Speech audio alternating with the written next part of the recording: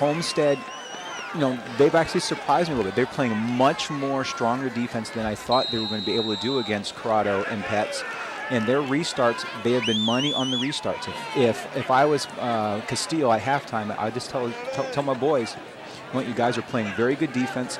Let's try to push a second forward, maybe a third person, so we have some numbers going against Zionsville, and see if we can't get this goal back and get right on top real quickly again. Here's an early opportunity. Harkenrider had it knocked away by Yacht. Fuller gives chase from the back.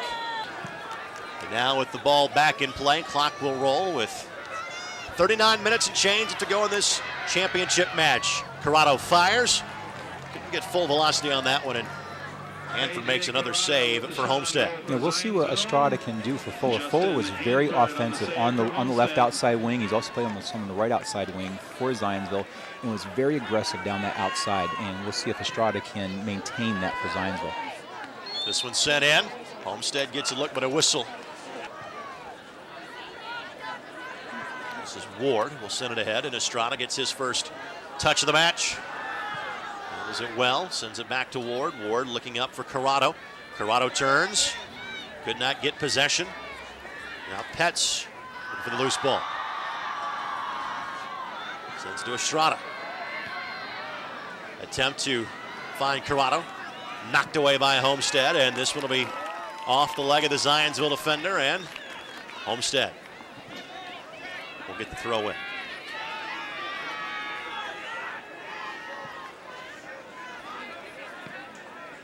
Harkenrider. Now he'll turn. Harkenrider sends it ahead. Mikesell knocked it free. Harkenrider again gives chase. Mikesell sends it into space. It'll be tracked down by Ward. But that's where Homestead needs to send a couple more players forward to help Harkenrider as he's contact going back and forth, and you see McMahon wearing the captain's armband for Homestead.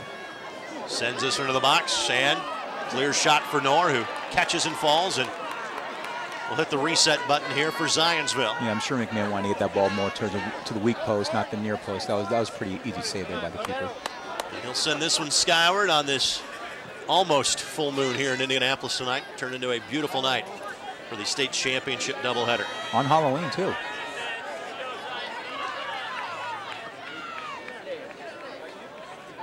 This is Wentland with it for Homestead.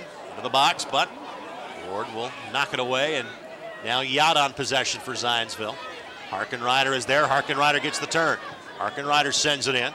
Knocked away by Mikesell. McMahon gives chase.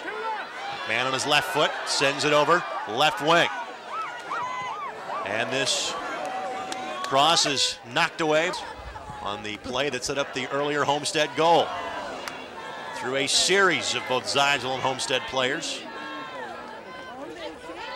Homestead and Zionsville give chase, and this will be a throw-in for Homestead. Let's say hello to the commissioner of the Indiana High School Athletic Association, Blake Ress. Commissioner, how are you, sir? Just fine. Glad to be here. Tell us what this is like for you, getting to come to all these state final events during the course of a calendar year. Well, I'm glad I'm not doing the play-by-play, but they're certainly enjoyable, and I enjoy seeing them, and there's some great kids and great play going on. What's it like for you when obviously it's an outdoor sport and weather can play such a factor in the state finals to finally get a little bit of a break from the weather that's today? Well, it's certainly a lot better than last night. I don't worry about it because you can't do anything about it, but it's certainly much better for everybody when the weather's good. And while I'm sure it may have been a little sloppy this morning, the field looks pretty good here tonight. I was going to say, I know it takes a lot of volunteer work for every state finals, a lot of work behind the scenes for the folks with the IHSAA, but when you have 6 matches on 2 fields in one day, that makes for hopefully a fun day, but also a pretty long day here at Coon Stadium. Yeah, it is. I'm sure that everybody will be glad tomorrow to have a day off after cross country and soccer and football last night, and volleyball also going on today. That was Hazen that knocked it away. Pets was the Zionsville player giving chase, and good to see that Fuller, he's 25 in the front, he's about 2.5 in the back with the numbers kind of coming off the jersey, getting ready to re-enter here, replacing Estrada for Zionsville. And you bring up cross country, and that's important to note that this is not the only state championship that took place today. You had cross country over in Terre Haute on the same course that the NCAA Division I meet will take place on in about 3 weeks or so. It's a great cross-country course. We're really fortunate to have such good facilities here in Indiana, and that's a great course for fans because they can see most of it, and we had 2 great races there today. Zionsville the 2-1 lead, 33 minutes plus left to play in tonight's contest. This is Mares on the touch for Zionsville. Now Mares again will send it ahead left side, but really no Zionsville player close, and an easy grab for Hanford, the goalie for Homestead. Again, IHSAA Commissioner Blake Rest joining us here on IHSAAsports.org. And again, the fall championship season. You have the fall championships, the winter championships, the spring championships, and I guess if nothing else, it seems that the fall championship season is at least maybe the most spread out of those 3 seasons you have, Commissioner. That's probably so. I hadn't really thought about it, but you're probably right, especially with football going for 6 weeks and all. It takes a while, and but after today, we've got them, the fall's done other than volleyball and football. Right. So, but this is, right now has been a really busy time. Zionsville with an opportunity here.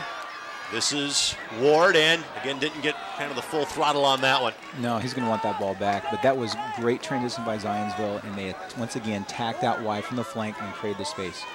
When it comes to a state finals event like this, Blake, what's really the day like for you? And do you get to sit in the stands with the fans? Are you hanging out with us up here the entire time? Walk us through what an average state finals day is like for you, Commissioner. Well, I just the assistants pretty much run the events. Teresa Wynn's in charge of this one, and Phil Garner was in charge of cross country day, and they pretty much run them. But I just am there to make sure, give them support, and make sure everything's going okay, and help in every way I can. But I've got good assistants, and they do a good job on these events, and it makes it much easier for me.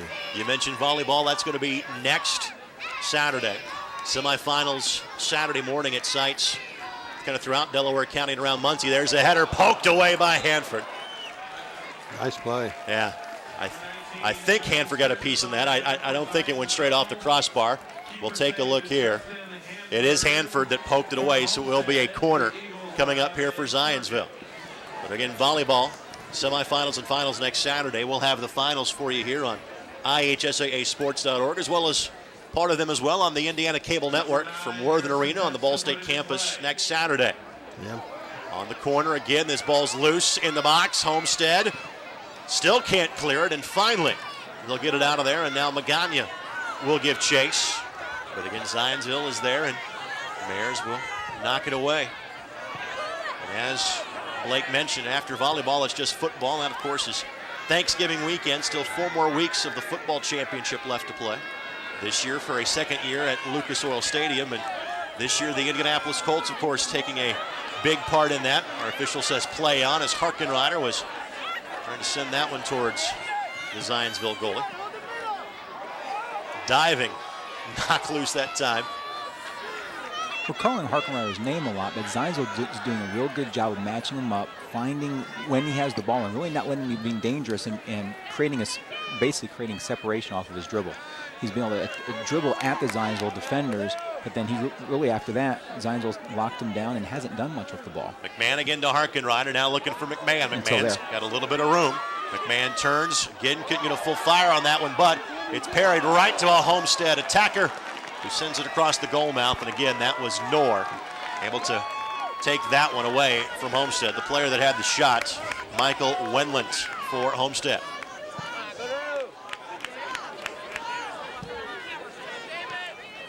So, Mr. Commissioner, for our viewers, who won cross country?